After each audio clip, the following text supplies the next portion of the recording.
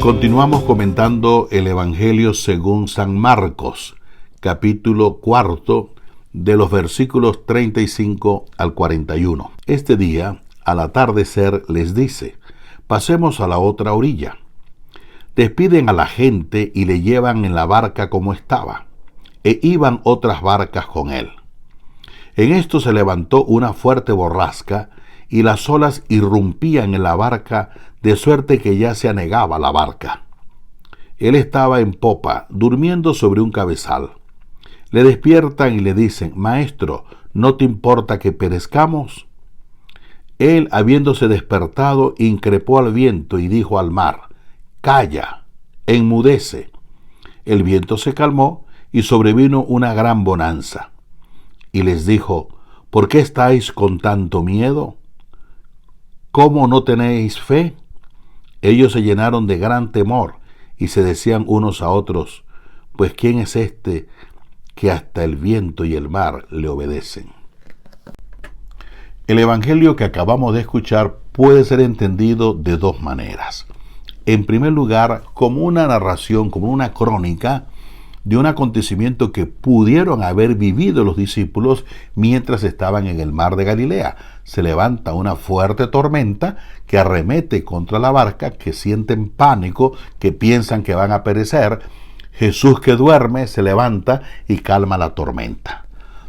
O entenderla como una página teológica, como una parábola que el evangelista nos quiere transmitir. Si es así, tenemos entonces que decodificar muy bien el género literario con el cual el evangelista nos quiere transmitir un mensaje. Para ello es importante que vamos paso por paso. Primer paso: Jesucristo está todo el día predicando, hablando, anunciando lo que es el reino de Dios, con un lenguaje muy sencillo.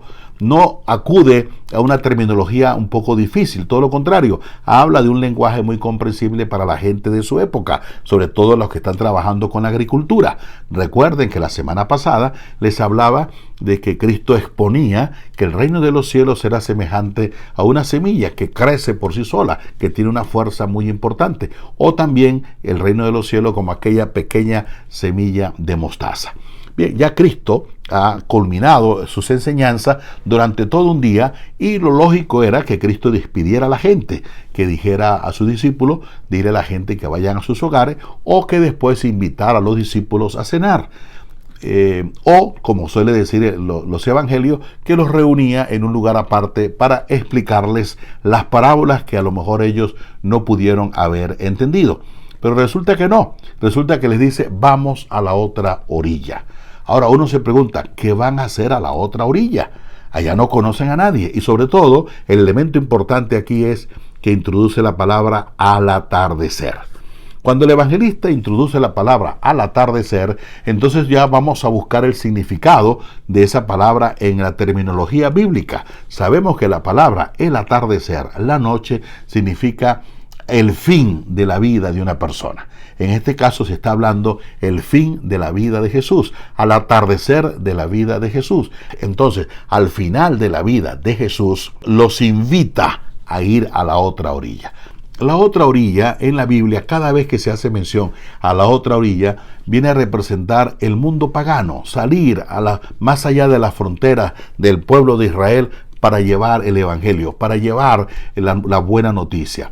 El lago de Galilea prácticamente era la línea divisoria entre la tierra santa y la tierra pagana. Cuando Cristo dice vamos a la otra orilla, es decir, vamos más allá de los límites de la tierra santa, hay que evangelizar también a ese mundo. De modo que no se trata simplemente de una orilla geográfica, sino de una orilla de ir más allá de evangelizar. Se trata de evangelizar a todo el mundo. Será trabajo de los discípulos continuar aquello que Cristo había iniciado.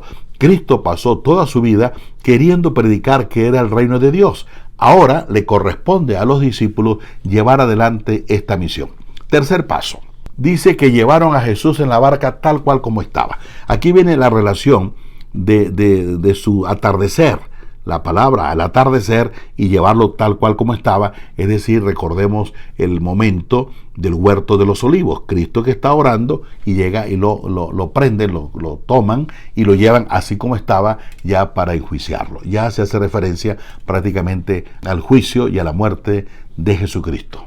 Luego dice que otras barcas lo acompañaban. Sabemos que la barca de los apóstoles es la primera comunidad cristiana. Otras barcas lo acompañaban. Viene a representar las pequeñas comunidades que comenzaron a surgir en esa época.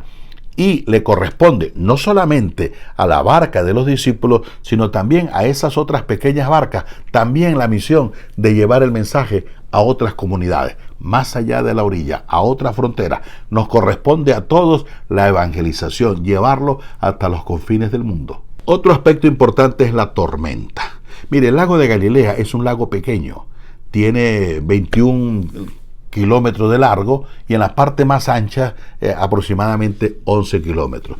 Es un lago tranquilo, es un lago pacífico, es un lago que prácticamente no se producen tormentas. Pero tiene un significado bíblico. El lago, por ejemplo, representa, cuando habla en el libro de Génesis de las aguas que pululaban, en el caos que había, y Dios interviene y separa las aguas de la tierra. Y cuando separa, inmediatamente se produce vida. De modo que en ese mundo antiguo, el mar representa la fuerza caótica, esa fuerza más bien como en cierta manera negativa que impide la vida. Cuando el pueblo de Israel quiere salir de Egipto, el primer obstáculo que encuentran es el mar. Y es Moisés con esa vara que representa el poder de Dios, capaz de dividir las aguas para que ellos puedan salir a la libertad. De modo que aquí representa la mano de Dios, que donde Dios llega, efectivamente llega a la vida. Por eso, ir a las otras fronteras, ir más allá de esos límites, es llevar la presencia de Dios, es llevar el nuevo evangelio, el mensaje de Jesucristo, diríamos en otras palabras, es llevar la vida. Otro elemento importante es que Jesús duerme en la popa. Uno se pregunta, ¿cómo es posible que una barca que está siendo arremetida por las olas, por fuertes vientos, que la barca puede ir de un lado al otro, que casi se hunde, que se ha anegado, ¿cómo es posible que alguien esté durmiendo tranquilamente en una barca? Lo que nos quiere decir aquí el evangelista es que Cristo está con ellos, pero ellos se han olvidado totalmente de Jesús. Al decir que duerme, están diciendo que Cristo está muerto. Acuérdense que la palabra dormir para ellos significa muerte. Cristo cuando va con las hermanas de Lázaro, le dice, Lázaro no está muerto, solo duerme. O cuando va a la hija de Jairo, Cristo le dice, la niña no está muerta, solo duerme. La palabra dormir significaría estar muerto. Cristo no está físicamente con ellos, que es lo que el evangelista nos quiere decir. Ellos están en una misión en la cual ellos ignoran completamente aquellas palabras que Cristo había dicho. Yo estaré con ustedes todos los días hasta el fin del mundo. Por eso los discípulos recuerdan esas palabras de Jesús. Y es cuando ellos gritan, cuando ellos claman a un Cristo, no físicamente. Cristo ya no está con ellos. A un Cristo vivo, a un Cristo resucitado. Le claman, como dice el Salmo 44, despierta, ¿por qué duermes? Cuando Cristo se levanta y calma la tormenta, la tempestad, Cristo dice, ¿por qué tienen poca fe? Este es el mensaje cristiano. ¿Por qué nuestra poca fe? ¿Por qué tenemos miedo? Vivimos con miedo porque ante los problemas nuestros, ante las dificultades de la vida, pareciera que Dios no está. Dios pareciera que estuviera como ausente. No creemos en su presencia. Por eso el evangelista quiere que entendamos un mensaje mucho más profundo. ¿Dónde está la fe en los momentos cruciales y difíciles de nuestra vida? Mire, la iglesia ha pasado por momentos muy difíciles, hasta el punto que parece que se hunde, sin embargo sale a flote. De igual forma puede pasar en los problemas de nuestra vida. Nuestra barca, nuestra vida, nuestra barca familiar puede estar atravesando y recibiendo fuertes tormentas, fuertes olas que parecen hundir la barca familiar. No te desesperes. Basta que grites, que clames a un Cristo que está dentro de ti, que está dormido. Ese grito representa la oración que tenemos que tener como cristianos, confiando siempre en un Dios misericordioso que está dispuesto siempre a tendernos la mano. Él está con nosotros.